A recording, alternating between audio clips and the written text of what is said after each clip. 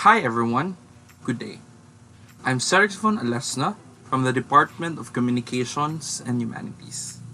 Thank you for participating in our course orientation and overview. Our first lesson introduces you to the paradigm of the old. Paradigm of the old will cover ideas from the ancient times. In this lesson, we'll be talking about philosophers like the Sophist, Plato, Aristotle, Epicurus, and the Stoics. In the ancient Greece, the Sophists were known to be teachers of rhetorics, music, arithmetic, and physical training. Protagoras, one of the supporters of sophistic thought, strongly believed that man is the measure of all things. This quotation of his can be understood in two ways.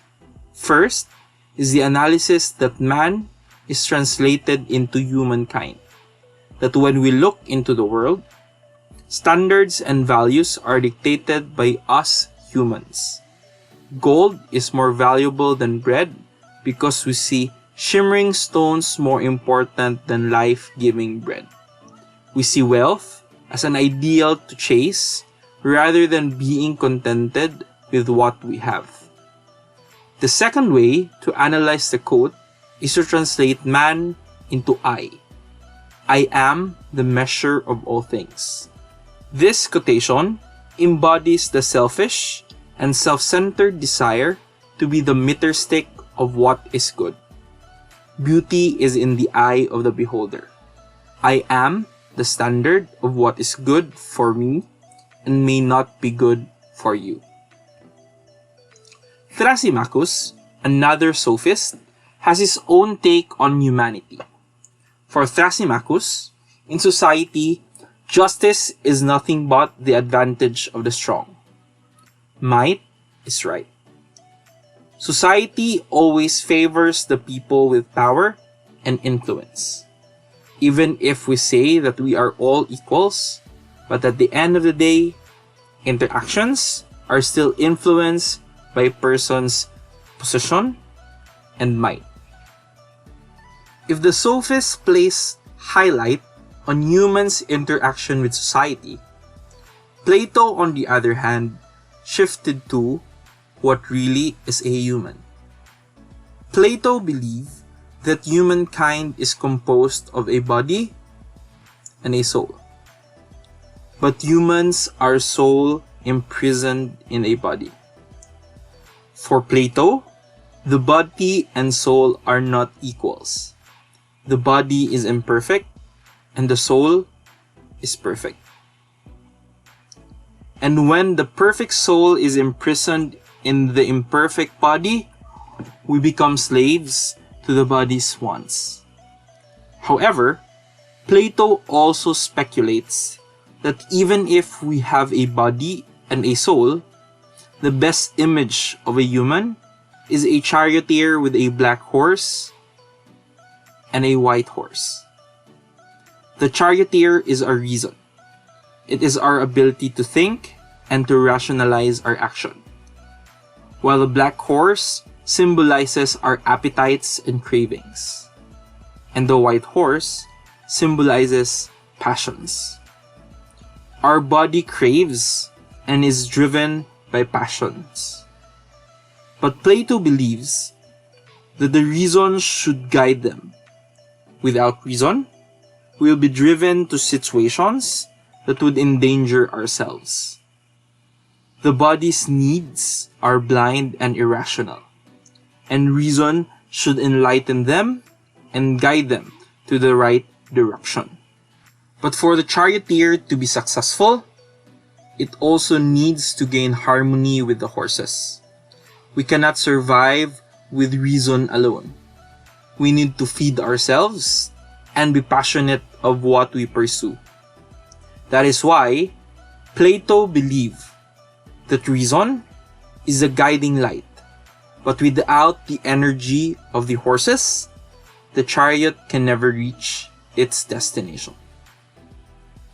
Aristotle, a student of Plato, disagrees to the idea of a perfect soul and an imperfect body.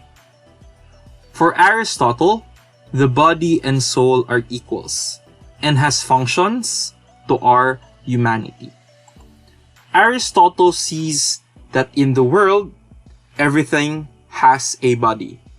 A plant has a structure, animals have limbs, and humans have arms.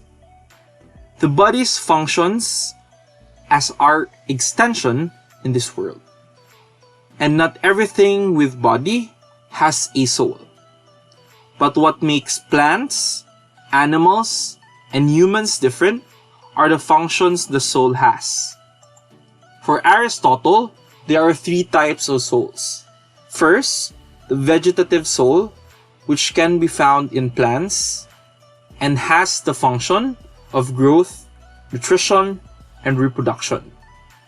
Second, the sentient soul, which can be found in animals and has the function of movement, external senses, which are the five senses, and internal senses, which are memory, imagination, and common sense. And third, the rational soul, which has the function of reason. Aristotle also posits the idea of the hierarchy of souls. Vegetative souls as the lowest, followed by the sentient soul, and at the highest is the rational soul.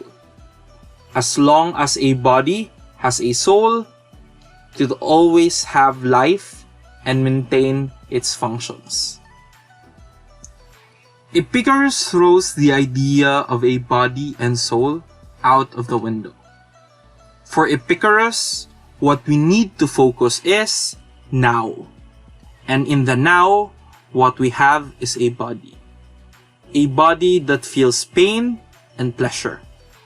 And with his basic concept, Epicurus believed that in whatever we do, we pursue pleasure because it is good and avoid pain because it is bad.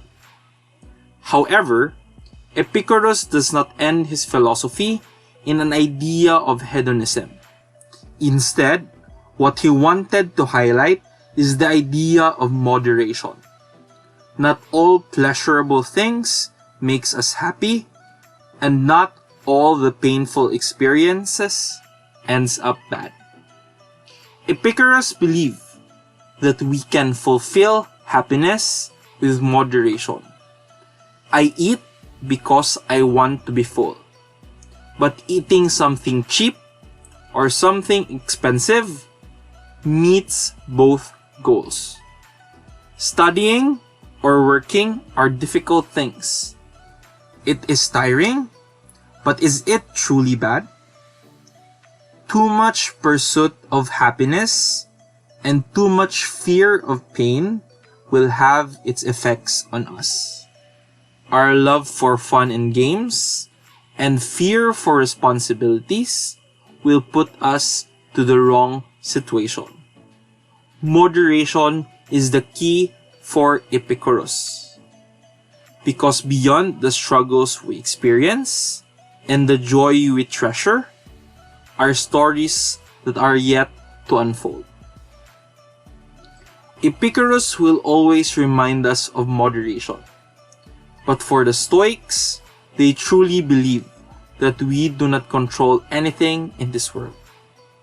The Stoics' view of the world is like a river that flows freely. It has its purpose and reason to how it flows and where it goes. Because of this, the Stoics believe that whatever unfolds in our life, we cannot fully control. If we are going to be late, needless of our efforts, even if we try to wake up early, if the motion of the world is for us to be late, we are going to be late. What happens will happen. That is why what we can control is what we feel and how we see things. The Stoics wants to teach us that things will occur and it will occur. But what we feel about such experience depends on us. Are we going to cry over what happened? Or are we going to smile and continue the journey? In the eyes of the Stoics, we can only control ourselves and not the world.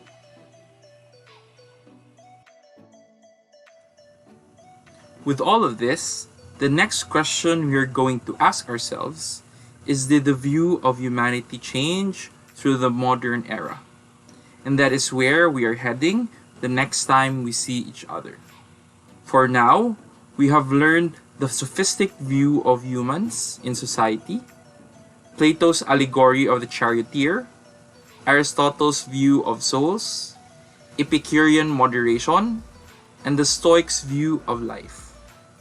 I hope you learned something from this lecture discussion video. For enrichment, feel free to study handouts via the LMS or communicate with your instructors for questions.